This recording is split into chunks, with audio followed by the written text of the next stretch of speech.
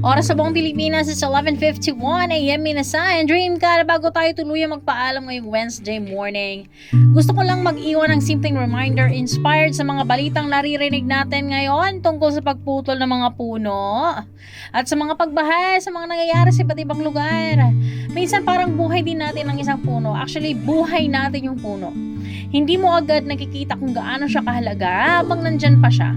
Tahimik lang siyang tumatayo, nagbibigay ng lilim, proteksyon at buhay. Pero kapag nawala na doon mo mararamdaman yung epekto niya. Ganyan din tayo bilang tao. Minsan hindi natin napapansin kung gaano tayo kalakas kasi sanay lang tayong lumalaban araw-araw. Pero kahit gaano katatag ang puno, napapagod din kapag paulit-ulit nasasaktan. Kaya importante rin na alagaan natin ang sarili natin. Mentally, emotionally, and spiritually, katulad sa pag-aalaga natin sa environment. If you really cared about the environment, alam mo yon. Tulad ng kalikasan, hindi instant ang healing, hindi agad tumutubo ang bagong puno sa isang gabi lang. It takes time, a lot of age, a lot of years, patience, rain, sunlight, at pag-aalaga. Kaya kung pakiramdam mo ngayon parang pagod ka na, parang drain ka na, okay lang, magpahinga ka, hindi ka machine, tao ka lang din.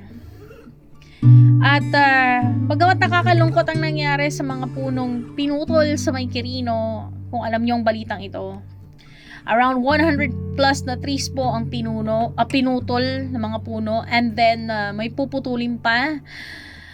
Ang daming puputulin, mas marami pang puputulin ngayong araw at sa susunod pang mga araw involving those trees sa labas po ng Manila Zoo, kung saan po dumadapo minsan ng mga migratory birds. Nakakalungkot po minasan.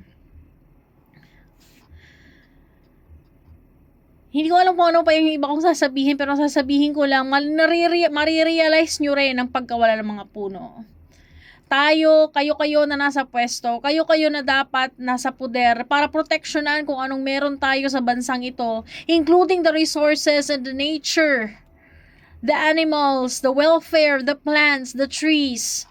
You were supposed to protect everything.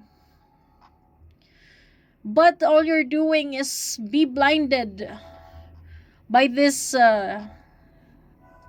personal interests. Anong point ng pagiging nandyan nyo sa posisyon nyo kung hindi nyo ginagawa ng matino yung trabaho nyo? I'm just saying, guys, lahat ng ginagawa ninyo may balik din sa inyo. Oras natin 11:54 a.m. Manatiling lumaban para sa katotohanan at sa tama.